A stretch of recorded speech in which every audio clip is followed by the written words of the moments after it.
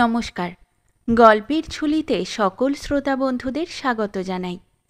আজ আপনাদের জন্য গল্পের ঝুলিতে রয়েছে মুন্সী প্রেমচন্দের লেখা কুসুম। গল্পটি ভালো লাগলে একটা লাইক এবং কমেন্ট করে জানানোর অনুরোধ রইল। আর চ্যানেলে নতুন হয়ে থাকলে আরও গল্প শোনার জন্য চ্যানেলটি সাবস্ক্রাইব করতে কিন্তু ভুলবেন না। তাহলে চলুন শুনে নেওয়া যাক আজকের গল্প।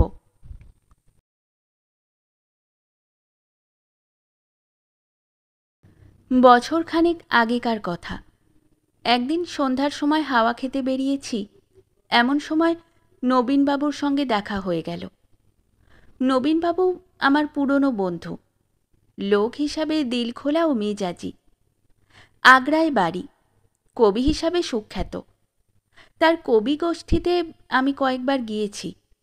কাব্যের এমন উপাসক আমি আর দেখিনি। পেশায় তো উকিল, কিন্তু ডুবে থাকেন কাব্য চিন্তায়। বুদ্ধিমান লোক বলে মোকদ্দমা হাতে আসার সঙ্গে সঙ্গেই তিনি ব্যাপারটা পুরোপুরি বুঝে ফেলতে পারতেন। তাই সময় সময় মামলা জুটেও যেত। কিন্তু কাছারির বাইরে আদালত কিংবা মামলা নিয়ে কোনো আলোচনা ছিল তার নিষিদ্ধ। আদালতে চৌহদ্দির বাইরে বেরিয়ে এলেই তিনি কবি, আপাদমস্তক কবি। যখনই দেখবেন কবিগোষ্ঠী একত্রিত হয়েছেন, কাব্যচর্চা চলছে, রচনা শোনা হচ্ছে, তন্ময় হয়ে মাথা দুলিয়ে দুলিয়ে আহা আহা করে শুনছেন, তখন নিজের রচনা পাঠ করতে গিয়ে তার মধ্যে একটা তদ্গত ভাব দেখা যেত। তার কণ্ঠস্বর এত মধুর ছিল যে তার উচ্চারিত প্রতিটি চরণ সোজা তীরের মতো এসে হৃদয়ে বিদ্ধ হতো। তার রচনার বৈশিষ্ট্য ছিল আধ্যাত্মিকতার মধ্যে মাধুর্য সৃষ্টি, নির্গুণের মধ্যে সগুণের আরোপ। তিনি যখন লখনৌ আসতেন, আগে থেকেই আমাকে খবর দিয়ে রাখতেন। আজ তাকে হঠাৎ লখনৌ শহরে দেখে আমি আশ্চর্য হয়ে গিয়েছিলাম। জিজ্ঞাসা করলাম, আপনি এখানে কেন? সব কুশল তো? আপনি আসছেন অথচ একথা আমাকে জানালেন না পর্যন্ত। তিনি বললেন, একটা ঝামেলায় জড়িয়ে পড়েছি ভাই। আপনাকে আগে থেকে জানানোর সময় ছিল না। আর আপনার বাড়ি তো নিজের বাড়ি বলেই মনে করি। আপনি আমার জন্য বিশেষ ব্যবস্থা করবেন, এই আনুষ্ঠানিকতার কি প্রয়োজন? আমি একটা জরুরি ব্যাপারে আপনাকে কষ্ট দিতে এসেছি। এবেলার ভ্রমণ বন্ধ রেখে আগে চলুন, আমার বিপত্তির কথা শুনবেন। আমি ঘাবড়ে গিয়ে বললাম, আপনি তো আমাকে চিন্তায় ফেলে দিলেন। আপনার আবার বিপদ? আমার তো বুক শুকিয়ে যাচ্ছে। বাড়ি চলুন, মন শান্ত হলে বলবো। ছেলেপুলে ভালো আছে তো? হ্যাঁ, সবাই ভালো আছে, ও সব কিছু হয়নি। তাহলে চলুন, রেস্তোরাঁয় বসে কিছু জলখাবার তো খেয়ে নিন। না ভাই, এই অবস্থায় কিছু মুখে রুজবে না। আমরা দুজনেই বাড়ির দিকে রওনা হলাম। বাড়ি পৌঁছে তার হাত মুখ ধোয়া হলে শরবত খাওয়ালাম। এলাচ পান খেয়ে তিনি তার বিপত্তির কথা বলতে শুরু করলেন। কুসুমের বিয়েতে তো আপনি গিয়েই ছিলেন। বিয়ের আগে আপনি ওকে দেখেও ছিলেন। আমার ধারণা, কোনো সরল প্রকৃতির যুবককে আকর্ষণ করার জন্য যেসব গুণের প্রয়োজন তা সবই তার রয়েছে। আপনার কি মনে হয়? আমি সঙ্গে সঙ্গে জবাব দিলাম, আমি কুসুমকে আপনার থেকেও বেশি তারিফ করি। এমন লজ্জাশীলা, সুন্দর, ভদ্র, হাসি খুশি মেয়ে আমি দ্বিতীয় আর দেখিনি। নবীনবাবু করুণ সুরে বললেন, এই কুসুমই আজ তার স্বামীর নির্দয় ব্যবহারের জন্য কেঁদে কেঁদে মরে যেতে বসেছে। তার গহনা হয়েছে আজ প্রায় 1 বছর হতে চলল। এর মধ্যে সে 3 বার শ্বশুর বাড়ি গেছে, কিন্তু তার স্বামী তার সঙ্গে কথাই বলছে না। তার চেহারাই সে সহ্য করতে পারছে না। আমি কতবার চেয়েছি তাকে ডেকে এনে দুজনের মধ্যে সব মিটমাট করে দেব, কিন্তু না সে আসছে, না আমার পত্রে জবাব দিচ্ছে। কে জানে কোথায় কি আটকাচ্ছে, যার জন্যে এমন নিষ্ঠুরভাবে সে মুখ ফিরিয়ে নিচ্ছে। এখন শুনছি তার 2য়বার বিবাহ হবে। কুসুমের অবস্থা ক্রমেই খারাপ হচ্ছে। আপনি মনে হয় তাকে দেখে চিনতেই পারবেন না। দিনরাত কান্না ছাড়া তার আর কোনো কাজ নেই। এর থেকেই আমার কষ্টের ব্যাপারটা আপনি অনুমান করতে পারবেন। জীবনের সমস্ত আকাঙ্ক্ষার অবসান হতে বসেছে। ঈশ্বর আমাদের পুত্র সন্তান দেননি, তবে কুসুমকে পেয়ে আমরা সন্তুষ্টই ছিলাম এবং নিজেদের ধন্য মনে করতাম। তাকে কত আদর যত্নে মানুষ করেছি, কখনো তাকে ফুলের ঘা পর্যন্ত দিইনি। তার শিক্ষা দীক্ষার ব্যাপারে কোনো দিন কিছু বলিনি। সে বিয়ে পাশ করেনি বটে, কিন্তু চিন্তার গভীরতা এবং জ্ঞানের দিক থেকে সে কোনো উচ্চশিক্ষিতা মহিলার চেয়ে কম নয়। আপনি ওর লেখা দেখেছেন। আমার মনে হয় খুব কম মহিলাই ওর মতো লিখতে পারবে। সমাজ, ধর্ম, নীতি সব বিষয়েই তার মত খুব পরিষ্কার। তর্কে সে এত দক্ষ যে আমি আশ্চর্য হয়ে যাই। ঘরের কাজে সে এত পটু যে আমার বাড়ির প্রায় সব কিছুই ওর হাতে ছিল, কিন্তু তার স্বামীর চোখে সে পায়ের ধুলোর যোগ্যও নয়। বারবার জিজ্ঞাসা করেছি, তুই কি ওকে কিছু বলেছিস? ব্যাপারটা কি? কেন সে তোর প্রতি এত উদাসীন? এর জবাবে কেঁদে সে একথাই বলে, উনি তো কোনো দিন আমার সঙ্গে কোনো কথাই বলেননি। আমার মনে হয় কি, প্রথম দিনই দুজনের মধ্যে কোনো মনোমালিন্য হয়ে গেছে। সে হয়তো কুসুমের কাছে এসে কিছু জিজ্ঞাসা করেছিল, হয়তো কুসুম লাজুক, ব্যাস তাতেই হয়তো পতিদেব রুষ্ট হয়ে গেলেন। আমি তো কল্পনাই করতে পারি না যে কুসুমের মতো মেয়ের প্রতি কোনো পুরুষ উদাসীন থাকতে পারে। কিন্তু দুর্ভাগ্য কি করে আটকানো যায়? স্বামীকে অভাগী কত চিঠি লিখেছে, তবু সেই নিষ্ঠুর তার একটারও জবাব দেয়নি। সব চিঠি ফেরত পাঠিয়ে দিয়েছে। আমার বুদ্ধিতে আসছে না কি করে এই পাষাণ হৃদয়কে গলানো যায়। আমি তো এখন নিজে ওকে কিছু লিখতে পারবো না। আপনি কুসুমকে বাঁচান, নয়তো শীঘ্রই ও বেচারি মারা যাবে, আর তার সঙ্গে আমরা দুটি প্রাণীও শেষ হয়ে যাব। তার কষ্ট এখন আর চোখে দেখা যায় না।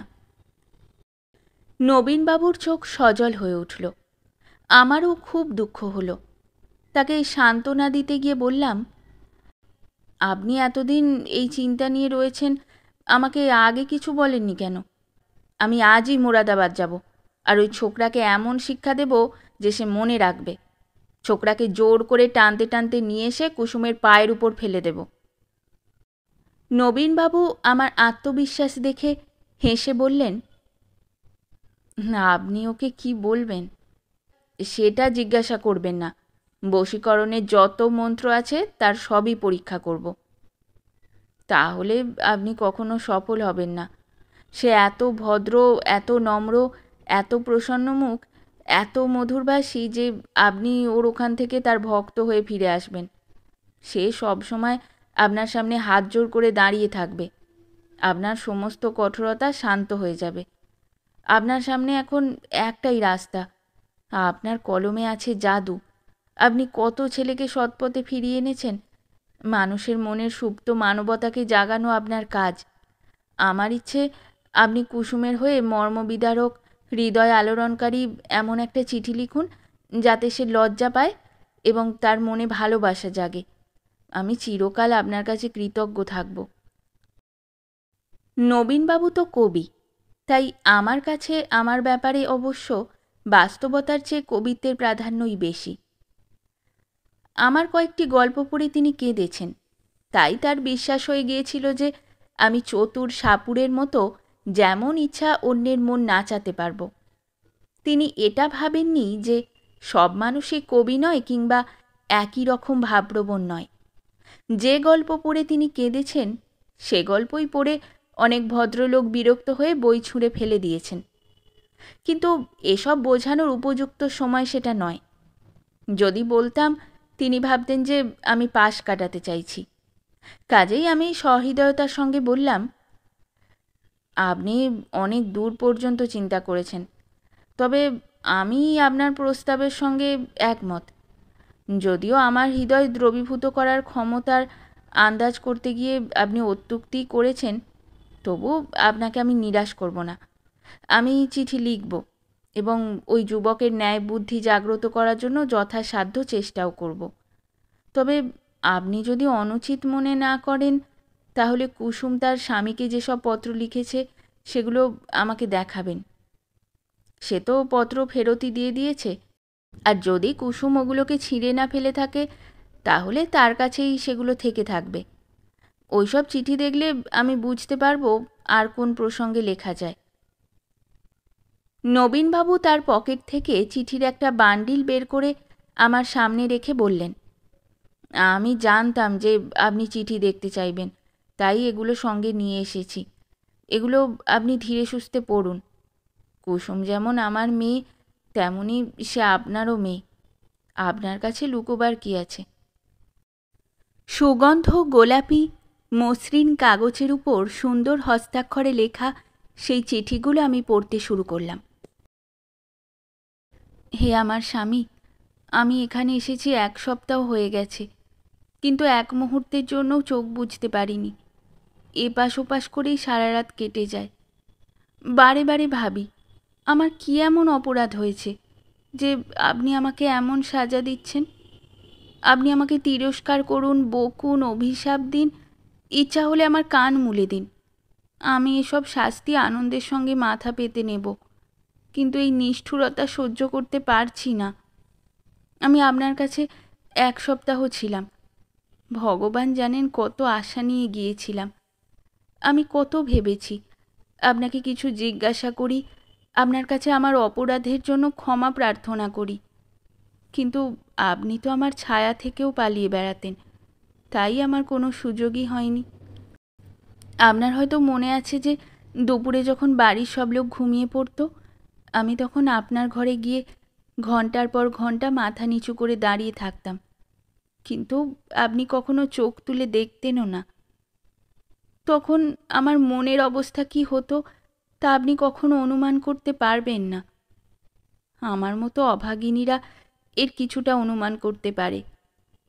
আমি আমার বান্ধবীদের কাছ থেকে ফুলশয্যার রাত্রির কথা শুনে শুনে কল্পনায় যে সুখ স্বর্গ রচনা করেছিলাম, আপনি তা কি নির্দয়তার সঙ্গে নষ্ট করে দিলেন।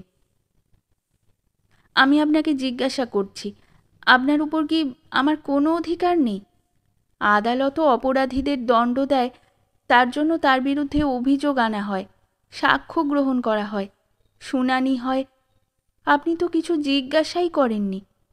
যদি আমি আমার অপরাধ জানতে পারতাম তবে ভবিষ্যতের জন্য সচেতন হতে পারতাম। আপনার চরণে মাথা রেখে বলতে পারতাম, আমাকে ক্ষমা করুন। আমি শপথ করে বলছি, কেন যে আপনি রুষ্ট হলেন আমি তার কিছুই জানি না। সম্ভবত আপনি আপনার স্ত্রীর মধ্যে যেসব গুণের সমাবেশ আশা করেছিলেন তা আমার মধ্যে নেই।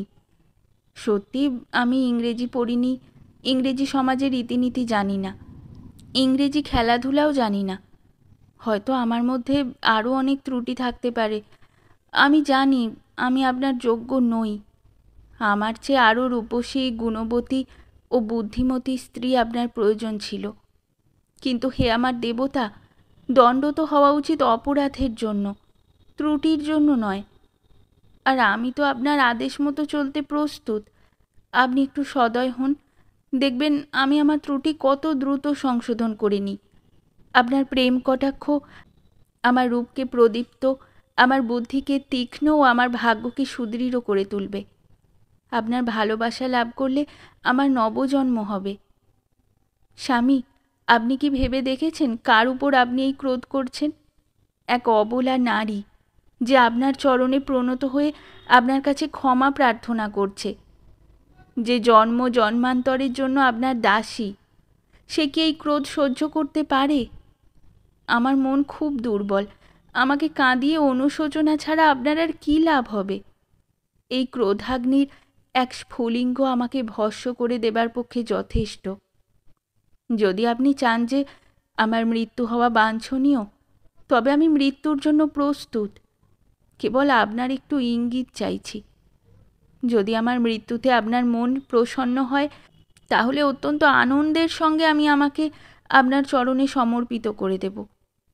তবে একটা কথা না বলে পারছি না যে আমার মধ্যে সহস্র দোষ থাকলেও একটা গুণ রয়েছে। আমার বিশ্বাস আপনার সেবা আমি যতটা করতে পারবো আর কোনো স্ত্রী তা পারবে না। আপনি বিদ্বান, আপনি উদার, আপনি মনোবিজ্ঞানের পণ্ডিত। আপনার দাসী আপনার সামনে দাঁড়িয়ে দয়া ভিক্ষা করছে, আপনি কি তাকে দ্বার থেকে ফিরিয়ে দেবেন? আপনার অপরাধিনী কুসুম। এই চিঠি পড়ে আমার শরীর রোমাঞ্চিত হয়ে উঠল।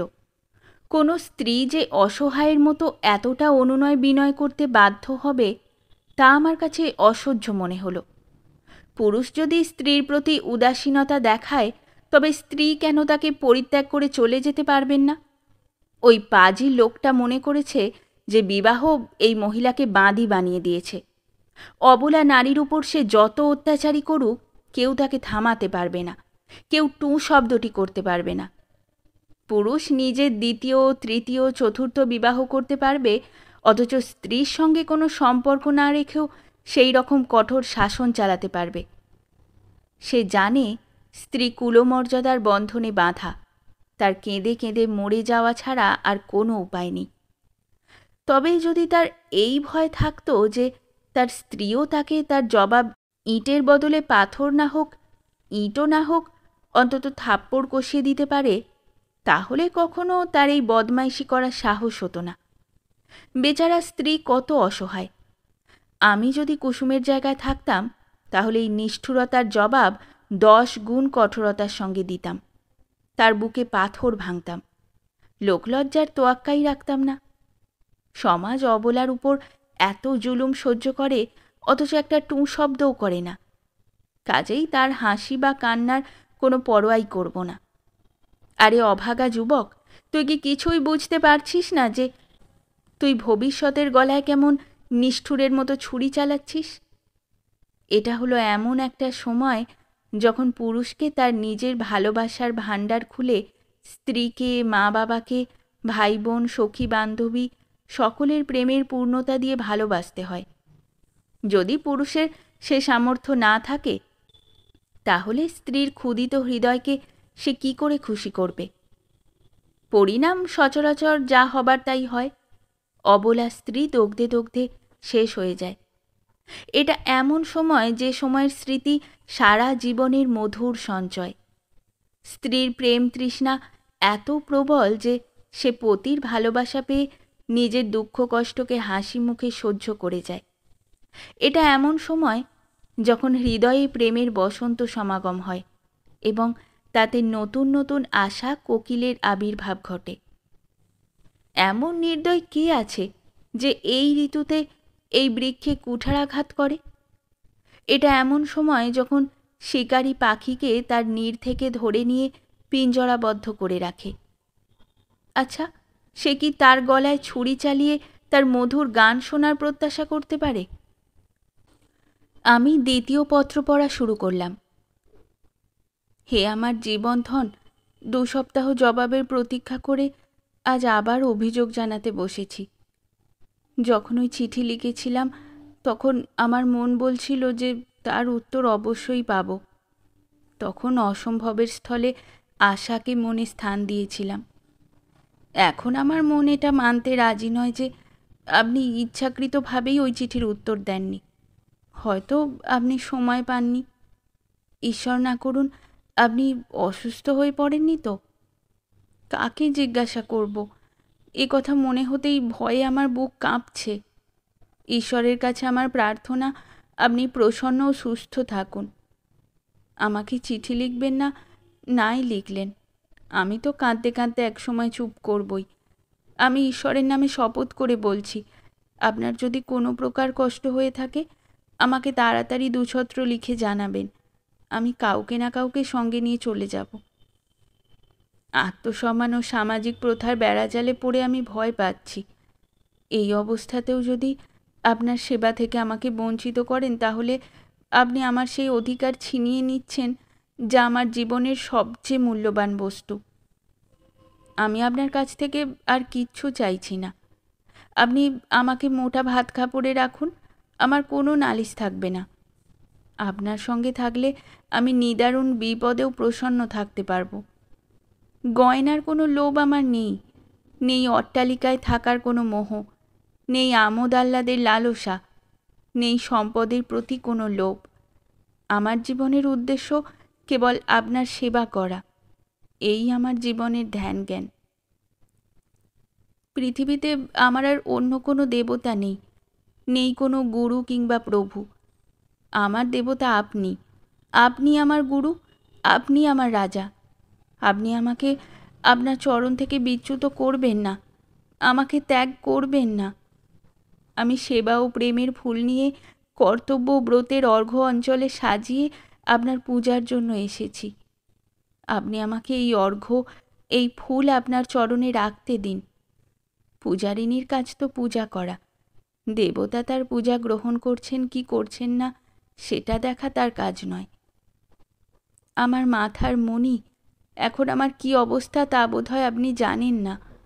যদি জানতেন তাহলে আপনি এত নিষ্ঠুর ব্যবহার করতে পারতেন না। আপনি পুরুষ, আপনার হৃদয়ে দয়া আছে, সহানুভূতি আছে, উদারতা আছে। আমি বিশ্বাস করতে পারছি না যে আমার মতো একজন তুচ্ছ ব্যক্তির উপর আপনি ক্রোধ করতে পারেন। আমি আপনার দয়ার যোগ্য। কত দুর্বল, কত সাধারণ, কত অসহায়। আপনি সূর্য, আমি অনু। আপনি অগ্নি, আমি তৃণ। আপনি রাজা, আমি ভিখারি। ক্রোধ তো দেখাতে হয় সমানে সমানে। আমি কি করে আপনার ক্রোধের আঘাত সহ্য করব? যদি আপনার মনে হয় যে আমি আপনার সেবার যোগ্য নই, তাহলে আপনি আমাকে বিষের পাত্র তুলে দিন।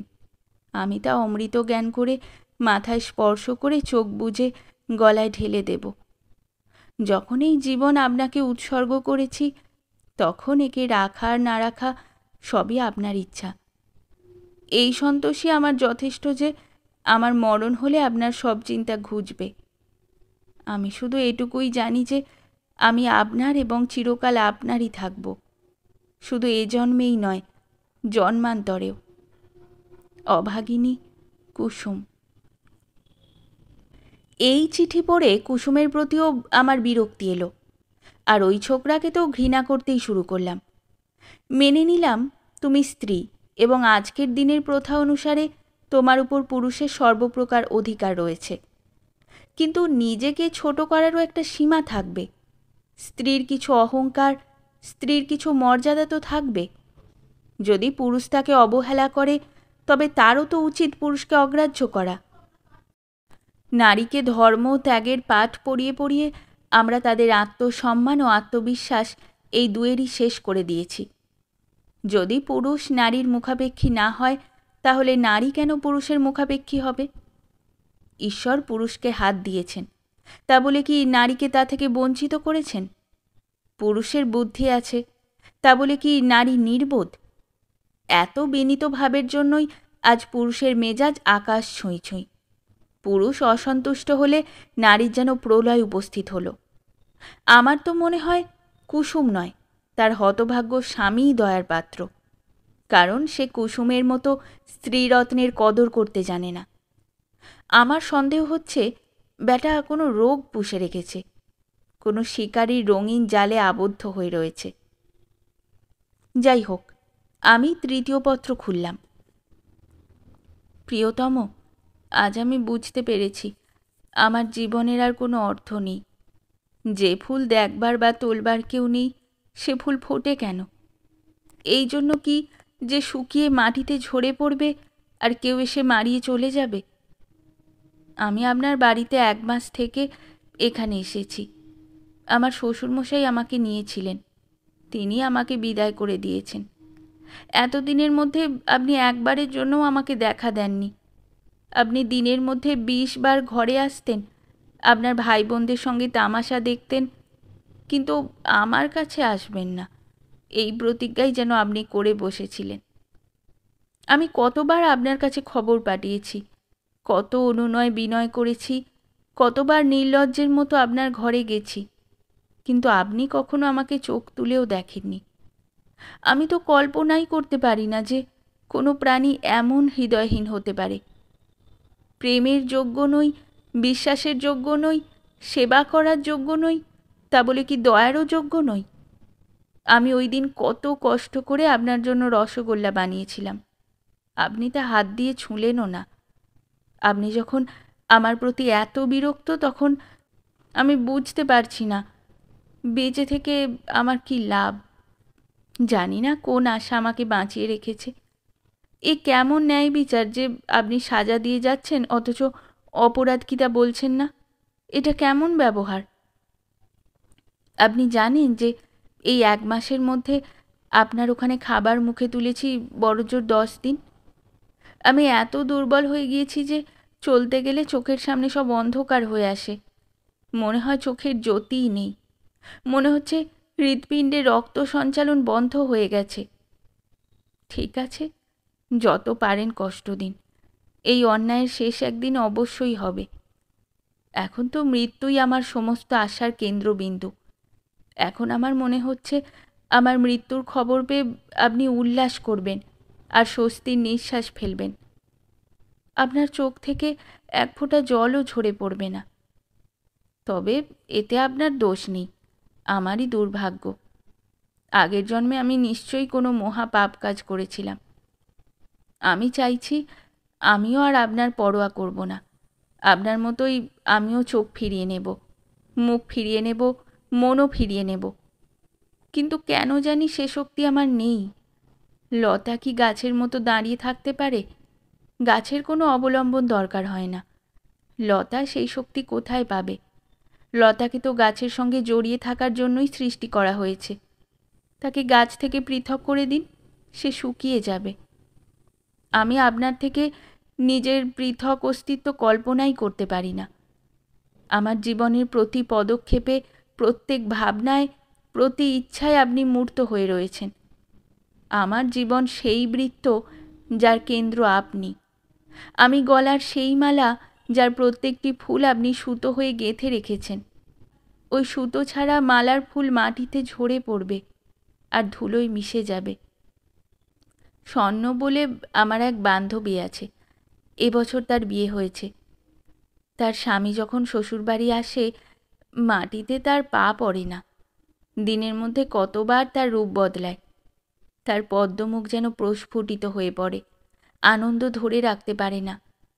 সেই আনন্দ আমার মতো অভাগীর জন্য সে বিলোতে বিলোতে যায়। যখন শেষে আমার গলা জড়িয়ে ধরে, তখন আমি হর্ষ আনন্দের অশ্রুধারায় সিক্ত হয়ে যাই। দুজনেই প্রেমে উন্মাদ। ওদের ধন নেই, সম্পত্তি নেই, ওরা দারিদ্র্যেই আনন্দিত। এটা হলো অখণ্ড ভালোবাসার এক মুহূর্ত। জগতে কোনো বস্তুর সঙ্গে তুলনা করা যেতে পারে? আমি জানি এই আনন্দ, এই চিত্তভাবনাহীন অবস্থা বেশি দিন থাকবে না। জীবনের সমস্যা, নিরাশা এদেরও পরাস্ত করবে। কিন্তু এই মধুর স্মৃতি, সঞ্চিত সম্পদের মতো জীবনের শেষ দিন পর্যন্ত তাদের সম্বল হয়ে থাকবে। ভালোবাসার রসে ডুবোনো শুকনো রুটি, ভালোবাসার রঙে রাঙানো মোটা কাপড় ও ভালোবাসার ঔজ্জ্বল্যে উদ্ভাসিত পর্ণকুটির, সমস্ত দুঃখের মধ্যেও তাদের সেই স্বাদ, সেই শোভা ও সেই প্রশান্তি এনে দেয় যা সম্ভবত স্বর্গলোকে দেবতাদের ভাগ্যেও জোটে না। যখন স্বর্ণস্বামী বাড়ি ফিরে যায়, তখন সে ফুঁপিয়ে ফুঁপিয়ে এমন কাঁদে যে আমার মন একেবারে আর্দ্র হয়ে ওঠে। স্বামীর চিঠি এলে মনে হয় কী না জানি তার হাতে এলো। তার কান্নায়, তার অক্ষমতায়, এমনকি তার অভিযোগের মধ্যেও একটা বিশেষ স্বাদ, একটা বিশেষ রস অনুভব করা যায়। তার চোখের জলের উৎস হল ব্যগ্রতা ও বিহ্বলতা, আর আমার চোখের জল নিরাশা ও দুঃখের। তার ব্যাকুলতায় রয়েছে প্রতীক্ষা ও আনন্দ, আর আমার ব্যাকুলতায় দীনতা আর পরাধীনতা।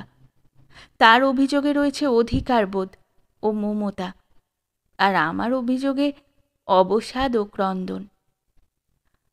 চিঠি বড় হয়ে যাচ্ছে, অথচ মনের বোঝা হালকা হচ্ছে না। ভয়ানক গরম পড়েছে। বাবা আমাকে মুসৌরি নিয়ে যাবার কথা ভাবছেন। আমার রুগ্নতা দেখে ওরা টিবি সন্দেহ করছেন। বাবা জানেন না যে আমার জন্য মুসৌরি কেন, স্বর্গও জেলখানা। অভাগিনী কুসুম। হে আমার পাথরের দেবতা, কাল মুসৌরি থেকে ফিরে এসেছি। লোকে বলে মুসৌরি খুব স্বাস্থ্যকর ও রমণীয় স্থান। হবে হয়তো। আমি তো একদিনও ঘর থেকে বাইরে বেরোইনি। ভগ্ন হৃদয়ের কাছে সমস্ত জগৎ সংসার শ্মশান তুল্য। আমি রাত্রে এক মজার স্বপ্ন দেখেছি, বলবো? কি লাভ, জানি না কেন আমি এখনো মৃত্যুকে ভয় পাচ্ছি। আশার দুর্বল সুতো এখনো আমার জীবনকে বেঁধে রেখেছে। জীবন উদ্যানের দ্বার পর্যন্ত গিয়ে ভ্রমণ না করে ফিরে আসা কতই না হতাশার, ভিতরে কত সৌন্দর্য, কত আনন্দ।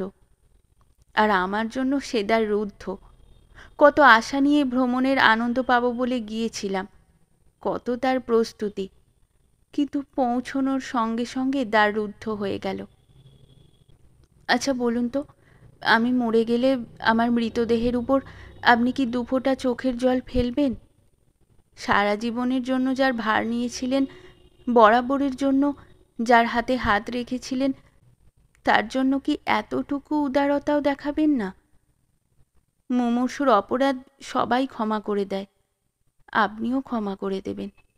এসে আমার শবদেহ আপনার হাতে স্নান করাবেন, আপনার হাতেই সিঁথিতে সিঁদুর দেবেন, আপনার হাতেই চুড়ি পরাবেন, আপনার হাতেই আমার মুখে গঙ্গা জল দেবেন, 2-4 পা কাঁধে নিয়ে যাবেন।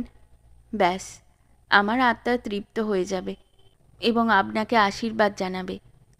আমি কথা দিচ্ছি, ভগবানের দরবারে আমি আপনার যশগান করব। কি এটাও কি খুব বেশি দাবি?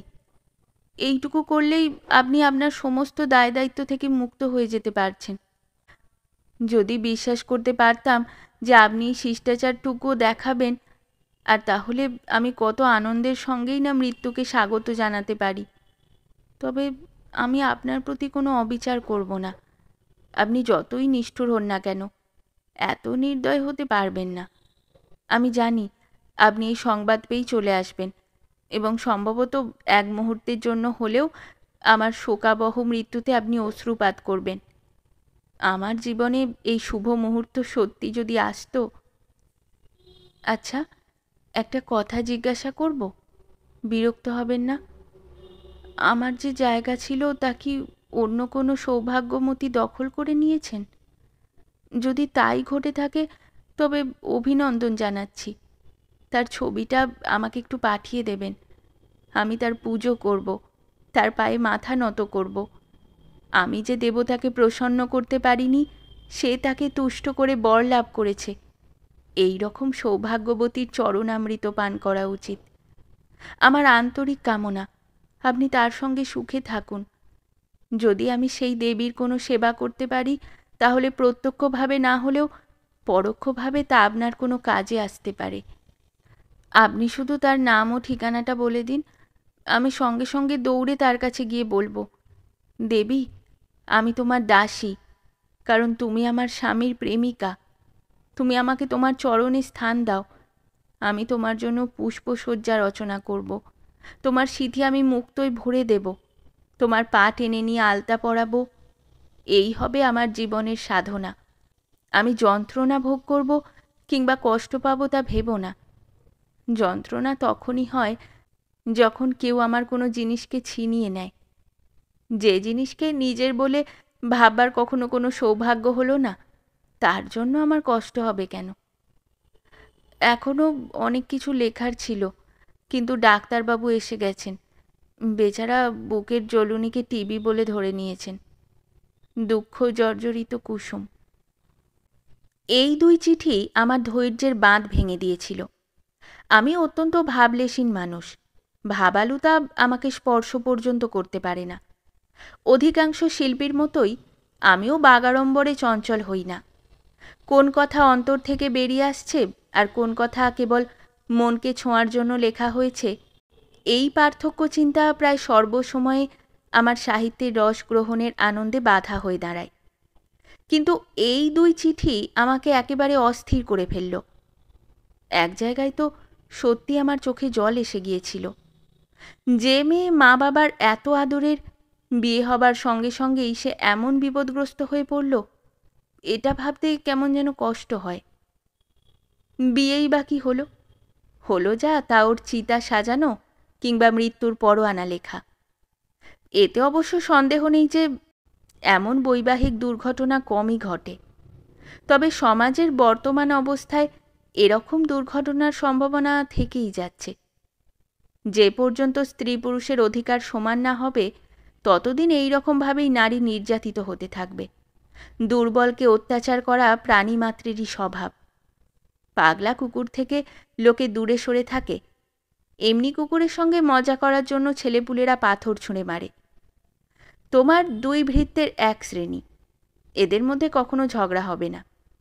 তবে আজ যদি এদের মধ্যে একজনকে অফিসার বানিয়ে দাও এবং অপরজনকে আর্দালি করো, তবে দেখবে অফিসার আর্দালির উপর কেমন মেজাজ নেয়। সুখময় দাম্পত্য জীবনের গোড়াপত্তন হতে পারে অধিকারের সমতার উপর। অধিকারের বৈষম্যও থাকবে, আবার প্রেমও থাকবে, এতে আমার সন্দেহ রয়েছে। আজ আমরা স্ত্রী পুরুষের যে প্রেমকে প্রেম বলি, তা সেই প্রেম যা দেখা যায় প্রভু ও তার পোষা জন্তুর মধ্যে। পশু মাথা নিচু করে কাজ করে যাবে, প্রভুও তাকে খোলভুসি দেবে, তাকে সোহাগ করবে, তাকে অলঙ্কারে সজ্জিত করবে। কিন্তু সেই পশু যদি কাজে একটু ঢিলে দেয়, একটু ঘাড় বাঁকায়, মালিকের চাবুক তার পিঠে পড়ে। একে প্রেম বলে না। যাই হোক, আমি পঞ্চম চিঠি খুললাম। যা ভেবেছিলাম তাই। আপনি আমার আগের চিঠিরও জবাব দিলেন না। এর সোজা অর্থ হলো এই যে আপনি আমাকে পরিত্যাগ করার সংকল্প গ্রহণ করেছেন। আপনার যা অভিলাষ, পুরুষের কাছে স্ত্রী পায়ের জুতো, স্ত্রীর কাছে পুরুষ দেবতুল্য, হয়তো আরও বেশি। নারী তার বিবেক জাগ্রত হবার সঙ্গে সঙ্গেই স্বামীর কল্পনা শুরু করে। আমিও তাই করেছিলাম। যখন আমি পুতুল খেলতাম, তখনই আপনি পুতুলের রূপে আমার মনোদেশে প্রবেশ করেছিলেন। আমি পা ধুইয়ে মালা, ফুল আর নৈবেদ্য দিয়ে আপনার পুজো করতাম। কিছুদিন পর গল্প পড়া ও শোনার নেশা হলো। তখন গল্পের নায়ক রূপে আপনি আমার ঘরে প্রবেশ করলেন।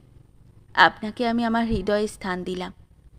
বাল্যকাল থেকেই আপনি কোনো না কোনো রূপে আমার জীবনের মধ্যে প্রবেশ করেছিলেন। পরিশেষে ওই সব ভাবনা আমার মনের গভীরতম প্রদেশে পৌঁছে গিয়েছিল। আমার অস্তিত্বের প্রতিটি অণু পরমাণু ওই সব ভাবনার সঙ্গে জড়িয়ে রয়েছে। মন থেকে ওদের নির্বাসন দেওয়া অত সহজ নয়। তাহলে তার সঙ্গে জীবনের যে উপাদান তাই ভেঙে পড়বে। তবে আপনি যদি চান তাহলে তাই হবে। আমি আপনার জন্য সব কিছু করতে প্রস্তুত। অভাব কিংবা দারিদ্র্যের প্রশ্ন তো দূরের কথা, আমি নিজেকে নিঃশেষ করে দিতেও প্রস্তুত। আপনার সেবায় নিজেকে বিলিয়ে দেওয়াই আমার জীবনের উদ্দেশ্য ছিল। আমি লজ্জা, সংকোচ সব পরিত্যাগ করেছিলাম, আত্মাভিমানকে পদদলিত করেছিলাম। কিন্তু আপনি আমাকে স্বীকার করতে চাইছেন না। আমি অসহায়, আপনার কোনো দোষ নেই। আমি নিশ্চয়ই এমন কিছু করেছি যাতে আপনি এত কঠোর হয়ে গিয়েছেন, আর সেটা যে কি আপনি মুখে উচ্চারণ করতেও চাইছেন না। এই নিষ্ঠুরতা ভিন্ন আমি অন্য আর যে কোনো শাস্তি গ্রহণ করতে প্রস্তুত ছিলাম। আপনার হাত থেকে বিষের পেয়ালা নিয়ে বিষ খেতেও আমার বিলম্ব হতো না। কিন্তু বিধির বিধান অন্য। স্ত্রী হলো পুরুষের দাসী। এই সত্য স্বীকার করে নিতে প্রথমে আমার বাদ ছিল। নারীকে আমি পুরুষের সহচরী, অর্ধাঙ্গিনী মনে করতাম। কিন্তু এখন আমার চোখ খুলেছে। কিছুদিন হলো আমি একটা বইয়ে পড়েছি যে আদিমকাল থেকে স্ত্রী ছিল গরু, বলদ, ক্ষেত ইত্যাদির মতোই পুরুষের এক রকমের সম্পত্তি। স্ত্রীকে বেচে দেবার, বন্ধক রাখার ও মেরে ফেলবার অধিকার পুরুষের ছিল। বিয়ের প্রথা তখন কেবল এই ছিল যে বরপক্ষ তাদের নিজ সেনা সামন্ত নিয়ে আসবে এবং কন্যাকে তুলে নিয়ে চলে যাবে। কন্যার সঙ্গে সঙ্গে কন্যার গৃহে টাকা পয়সা, শস্য, পশু যা হাতের কাছে পাওয়া যাবে তাও উঠিয়ে নিয়ে যাবে। কনেকে নিজের বাড়িতে নিয়ে গিয়ে বর তার পায়ে বেড়ি দিয়ে ঘরের ভিতর বন্ধ করে রাখত। তার আত্মসম্মান শেষ করে দেবার উদ্দেশ্যে তাকে এই উপদেশ দিত যে পুরুষই স্ত্রীর দেবতা। হাতের নোয়া অক্ষুণ্ণ থাকাই স্ত্রীর সবচেয়ে বড় বৈভব। আজ কত হাজার বছর পার হয়ে যাওয়া সত্ত্বেও পুরুষের সেই মনোভাবের কোনো পরিবর্তন হয়নি। পুরনো সব ব্যবস্থাই কোনোটা বিকৃত রূপে, কোনোটা পরিবর্তিত হয়ে এখনও বহাল রয়েছে। আজ আমি বুঝতে পেরেছি সেই লেখক স্ত্রী জাতির অবস্থা কত সুন্দরভাবে অনুধাবন করতে পেরেছিলেন। এখন আপনাকে আমার সবিনয় অনুরোধ, আর এই আমার শেষ অনুরোধ, আপনি চিঠিগুলো ফিরিয়ে দেবেন। আপনার দেওয়া গহনা ও কাপড়ে এখন আমার কোনো প্রয়োজন নেই। এগুলো আমার কাছে রাখার কোনো অধিকার আমার নেই। আপনি যখন খুশি চেয়ে নেবেন। আমি এগুলোকে একটা প্যাঁটরায় বন্ধ করে আলাদা করে রেখে দিয়েছি। এগুলোর একটা তালিকা ওর ভিতরেই রেখে দিয়েছি, মিলিয়ে নেবেন। আজ থেকে আপনি আমার মুখ বা কলম থেকে কোনো অভিযোগ শুনবেন না। আপনি এই ভ্রান্ত ধারণা ভুলেও মনে স্থান দেবেন না যে আমি আপনার সঙ্গে অকৃতজ্ঞতা কিংবা বিশ্বাসঘাতকতা করব। আমি এ বাড়িতেই তিলে তিলে মরব, তবু কখনো আমার মনকে কালিমালিপ্ত করব না। আমি যে পরিবেশে মানুষ, তার মূলে রয়েছে পতির প্রতি শ্রদ্ধা। ঈর্ষা কিংবা জ্বালা আমার মন থেকে সেই ভাব দূর করতে পারবে না। আমি আপনার কুলমর্যাদা রক্ষা করব। সেই গচ্ছিত সম্পদ আমি কোনো অবস্থাতেই নষ্ট করব না। তবে আমার হাতে থাকলে তাও আমি ফিরিয়ে দিতাম। কিন্তু এ ব্যাপারে আমিও অক্ষম, আপনিও অক্ষম। ঈশ্বরের কাছে আমার এই প্রার্থনা, আপনি যেখানেই থাকুন না কেন যেন কুশলে থাকেন। জীবনে আমার সবচেয়ে তিক্ত যে অভিজ্ঞতা হয়েছে তা হলো নারী জীবন অধম। অধম নিজের দিক থেকে, মা বাবার দিক থেকে, স্বামীর দিক থেকেও। তার কদর না আছে মা বাবার ঘরে, না আছে স্বামীর ঘরে। আমার আবাস এখন শোকাগারে পরিণত। মা কাঁদছে, বাবা কাঁদছে, আত্মীয় স্বজন কাঁদছে। আমার প্রিয় পরিজনদের কি মানসিক যন্ত্রণাই না ভুগতে হচ্ছে। তারা এখন নিত্য ভাবছেন এ মেয়ে এই বংশে জন্ম না নিলেই ভালো ছিল। কিন্তু সমস্ত দুনিয়া একদিকে চলে গেলেও আমার পক্ষে আপনাকে জয় করা সম্ভব হবে না। আপনি আমার স্বামী, আপনারই রায় চূড়ান্ত। এর কোনো আপিল নেই, ফরিয়াদ নেই। যাই হোক, আজ থেকে এই অধ্যায় শেষ হলো। থাকলাম আমি, আর থাকলো আমার দলিত ভগ্ন হৃদয়। আপনার সেবা করার স্বাদ আমার পূরণ হলো না। অভাগিনী কুসুম। জানি না মুখ বেদনা নিয়ে আমি কতক্ষণ বসেছিলাম। নবীনবাবু বললেন, এই চিঠিগুলো পড়ে আপনি কি ঠিক করলেন? আমি আহত হৃদয়ে বললাম, যদি এইসব চিঠি ওই নরপিশাচের মনে কোনো প্রভাব বিস্তার করতে না পেরে থাকে, তাহলে আমার চিঠিতে আর কি হবে? এর থেকেও করুণ বেদনা সৃষ্টি করা আমার শক্তির বাইরে। এমন আর কোনো নৈতিক ভাবনা আছে যা এইসব চিঠিতে উল্লেখ করা হয়নি? দয়া, লজ্জা, তিরস্কার, ন্যায়, আমার বিবেচনায় তো কুসুম কিছুই বাদ দেয়নি। আমার জন্য এখন কেবলমাত্র একটা অন্তিম উপায় রয়েছে, তা হলো ওই শয়তানের ওখানে গিয়ে হাজির হওয়া এবং ওর সামনাসামনি কথা বলে এই সমস্যার মর্মস্থলে প্রবেশ করার চেষ্টা করা। যদি সে আমাকে কোনো সন্তোষজনক উত্তর না দেয়, তাহলে খুনোখুনি করে ফেলব। হয় আমার ফাঁসি হবে, না হয় দ্বীপান্তর। কুসুম যে সাহস ও ধৈর্য সহকারে কাজ করেছে তার প্রশংসা করতে হয়। আপনি ওকে সান্ত্বনা দেবেন। আমি আজ রাত্রির গাড়িতে মোরাদাবাদ যাব, আর পরশুর মধ্যে যে পরিস্থিতি হোক আপনাকে জানাবো। আমার তো মনে হচ্ছে ছেলেটি হয় চরিত্রহীন নয় বুদ্ধিহীন। এই উত্তেজনার মুহূর্তে কি জানি কি বকতে শুরু করেছি। এরপর খাওয়া দাওয়া করে দুজনেই স্টেশনে গেলাম। তিনি গেলেন আগ্রা, আর আমি মোরাদাবাদের রাস্তা ধরলাম। আমি না আবার ক্রোধবশে কোনো পাগলামি করে বসি, এই ভয়ে তার প্রাণ শুকিয়ে যাচ্ছিল। অনেক বোঝানোর পরে তার মন শান্ত হল। আমি প্রাতকালে মোরাদাবাদ পৌঁছলুম ও খবর নিতে শুরু করলাম। ওই যুবকের চরিত্র সম্পর্কে আমার যা সন্দেহ হয়েছিল তা ভুল প্রমাণিত হল। পাড়ায়, কলেজে, আত্মীয় স্বজনের মধ্যে সবাই তাকে প্রশংসা করছে। ব্যাপারটা যে আধারে ছিল তা যেন আরও গাঢ় হয়ে উঠেছে বলে মনে হলো। সন্ধ্যার সময় আমি তার বাড়ি পৌঁছলাম। যেরকম সহজভাবে দৌড়ে সে আমার পা ছুঁয়ে প্রণাম করল, তা আমি কখনো ভুলতে পারব না। কথাবার্তায় এমন পটু, এত ভদ্র বিনম্র যুবক আমি কখনো দেখিনি। বাইরে ও ভিতরে এত আকাশ পাতাল পার্থক্য আমি কখনো দেখিনি। দু চার কথায় কুশল ও শিষ্টাচার বিনিময়ের পর জিজ্ঞাসা করলাম, তোমার সঙ্গে দেখা হয়ে খুব ভালো লাগলো। তবে কুসুম কি অপরাধ করেছে যে তুমি তাকে এত কঠোর দণ্ড দিচ্ছ? সে তোমার কাছে কত চিঠি লিখেছে, তুমি তার একটারও উত্তর দাওনি। সে ২-৩ বার এখানে এসেওছে, কিন্তু তুমি তার সঙ্গে কথা পর্যন্ত বলনি। ওই নির্দোষ মেয়ের সঙ্গে এটা কি তোমার অন্যায় ব্যবহার নয়? যুবক লজ্জিতভাবে বলল, আপনি যদি এসব প্রশ্ন না তুলতেন তাহলে খুব ভালো হতো। এর জবাব দেওয়া আমার পক্ষে খুবই মুশকিল। আমি তো এটা আপনাদের অনুমানের উপরই ছেড়ে দিয়েছিলাম। তবে এই ভুল বোঝাবুঝি দূর করার জন্য অনিচ্ছা সত্ত্বেও বলতে হবে। এই কথা বলতে বলতে সে চুপ করে গেল। বিজলি আলোর উপর নানা কীটপতঙ্গ জমা হয়েছিল। কোনোটা আবার এসে মুখের উপর পড়ছিল এবং যেন মানুষের উপর তাদের বিজয় সূচিত করে উড়ে যাচ্ছিল। একটা বড় ফড়িং শিকার ধরার জন্য মেঝের উপর ওত পেতে বসেছিল। যুবক একটা পাখা নিয়ে মেঝেতে রেখে বিজয়ী কীটপতঙ্গদের যেন দেখিয়ে দিল যে ওরা মানুষকে যতটা দুর্বল ভাবছে সে তত দুর্বল নয়। এক মুহূর্তেই সব পরিষ্কার হয়ে গেল, আর আমাদের কথার মধ্যে বাধা সৃষ্টি করার কেউ থাকল না। যুবক সংকুচিত হয়ে বলল, হয়তো আপনি আমাকে অত্যন্ত লোভী, নীচ ও স্বার্থপর ভাববেন, তবে এটা ঠিকই যে এই বিয়েতে আমার প্রাণাপেক্ষা প্রিয় যে স্বাদ তার পূরণ হয়নি। বিয়েতে আমি খুব রাজি ছিলাম না, চাইছিলাম না নিজের পায়ে বেরিয়ে পড়ি, কিন্তু নবীনবাবু যখন ভীষণভাবে ধরলেন এবং তার কথা শুনে আমার আশা হলো যে তিনি সব রকমে আমার সহায়তা করতে প্রস্তুত, তখন রাজি হয়ে গিয়েছিলাম। কিন্তু বিয়ে হয়ে যাবার পর তিনি আর আমার কোনো খবরও নিলেন না। কবে নাগাদ আমাকে বিলাতে পাঠাবার ব্যবস্থা করবেন একটা চিঠি লিখে তার আভাসও দিলেন না। যদিও আমি তাকে আমার ইচ্ছা আগেই জানিয়েছিলাম, তবু তিনি আমাকে নিরাশ করাই উচিত মনে করলেন।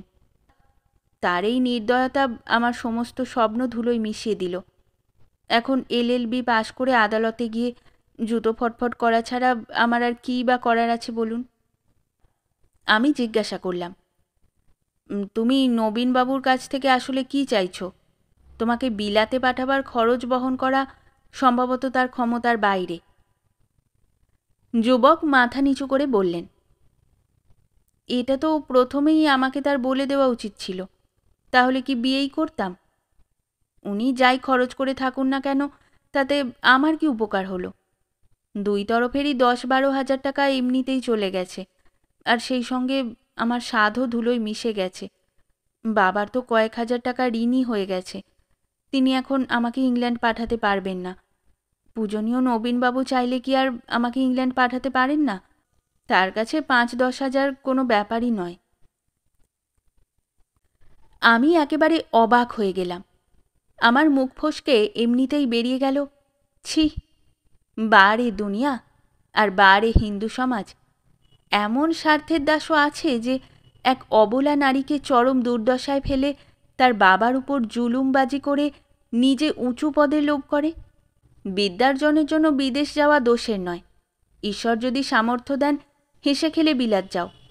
কিন্তু পত্নীকে পরিত্যাগ করে শ্বশুরের উপর তার দায়িত্ব চাপানোর মতো নির্লজ্জতা আর কি আছে? নিজের মুরদে যদি যেতে পারতে তাহলে আমরা তারিফ করতাম। এভাবে কারো ঘাড়ের উপর সওয়ার হয়ে আত্মসম্মান বিক্রি করে যাওয়া কি একটা যাওয়া হলো? এই পামরের কাছে কুসুমের কোনো মূল্যই নেই। সে কেবল তার স্বার্থসিদ্ধির বাহন। এরকম নীচ প্রকৃতির মানুষের সঙ্গে তর্ক করা বৃথা। পরিস্থিতির গুণে আমাদের টিকিটি বাঁধা রয়েছে তারই হাতে।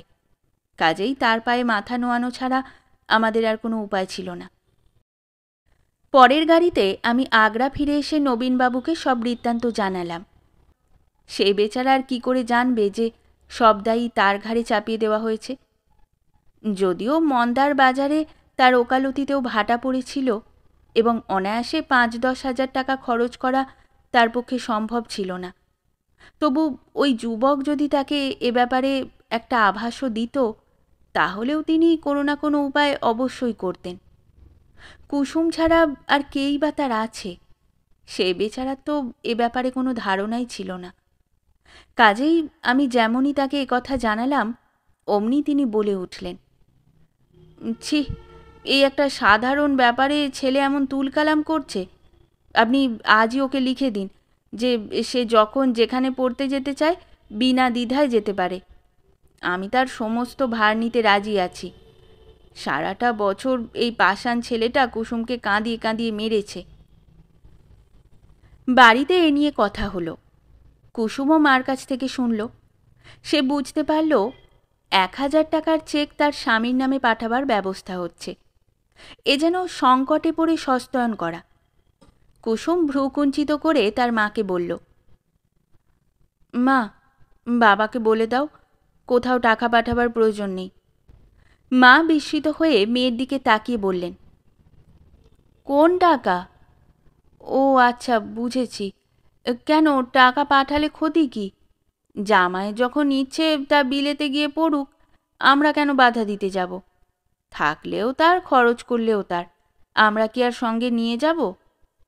না, তুমি বাবাকে বলে দাও 1 পয়সাও যেন না পাঠায়। কেন, পাঠালে কি ক্ষতি? কারণ এই যে এটাও এক রকমের ডাকাতি, যা শয়তান বদমাইশদের কাজ। যেন কাউকে ধরে নিয়ে আটকে রেখে বাড়ির লোকদের কাছ থেকে মুক্তিপণ হিসাবে বেশি বেশি টাকা আদায় করা। মা মেয়ের দিকে তিরস্কারের দৃষ্টিতে তাকালেন। কী রকম কথা বলছিস মা? এতদিন পরেও যদি বা দেবতা মুখ তুলে চাইলেন, তুই তাকে আবার বিগড়ে দিবি? কুসুম ঝাঁজের সঙ্গে বলল, এরকম দেবতা রাগ করে থাকাই ভালো। যে লোক এত স্বার্থপর, এত দাম্ভিক, এত নীচ, তার সঙ্গে আমার পোষাবে না। আমি বলে দিচ্ছি, যদি টাকা পাঠানো হয় তাহলে আমি বিষ খাবো। এটাকে ঠাট্টা বলে মনে করো না। আমি এরকম লোকের মুখও দেখতে চাই না। বাবাকে বলে দিও। আর যদি তুমি ভয় পাও তাহলে আমি নিজেই বলবো। আমি স্বাধীন থাকার সংকল্প নিয়েছি। মা দেখলেন মেয়ের মুখমণ্ডল আরক্তিম হয়ে উঠেছে। এ ব্যাপার নিয়ে যেন আর সে কথা বাড়াতে রাজি নয়। পরের দিন নবীনবাবু আমাকে এ ব্যাপার জানালে আমি আত্মবিস্মৃতের মতো ছুটে গিয়ে কুসুমকে বুকে জড়িয়ে ধরলাম। নারীদের মধ্যে এই আত্মমর্যাদা বোধই আমি দেখতে চাই। কুসুম তাই করে দেখিয়েছে। আমার মনেও এই ছিল, কিন্তু তা খুলে বলার সাহস হয়নি আমার। 1 বছর পার হয়ে গিয়েছে। কুসুম তার স্বামীকে একটা চিঠিও লেখেনি। চিঠি লেখার ইচ্ছাও তার ছিল না। নবীনবাবু কয়েকবারই জামাইকে বুঝিয়ে সুঝিয়ে রাজি করাবার ইচ্ছা প্রকাশ করেছিলেন, কিন্তু কুসুম তার নাম পর্যন্ত শুনতে চায় না। তার মধ্যে স্বাবলম্বনের এমন দৃঢ়তা দেখে আশ্চর্য হতে হয়। আগে তার অনুজ্জ্বল মুখে ছিল রক্তহীন হতাশার বেদনা, এখন সেখানে আভাসিত হচ্ছে আত্মবিশ্বাস আর স্বাধীনতার লালিমা। শেষ হলো আমাদের আজকের গল্প। গল্প পাঠে এবং বিভিন্ন চরিত্রে আমি তৃষিতা। গল্পটি ভালো লাগলে লাইক এবং শেয়ার করে দেবেন। আর চ্যানেলে নতুন হয়ে থাকলে আরও গল্প শোনার জন্য চ্যানেলটি সাবস্ক্রাইব করতে কিন্তু ভুলবেন না। খুব তাড়াতাড়ি নতুন একটি গল্প নিয়ে ফিরে আসব। সকলে ভালো থাকুন, শুনতে থাকুন গল্পের ঝুলি।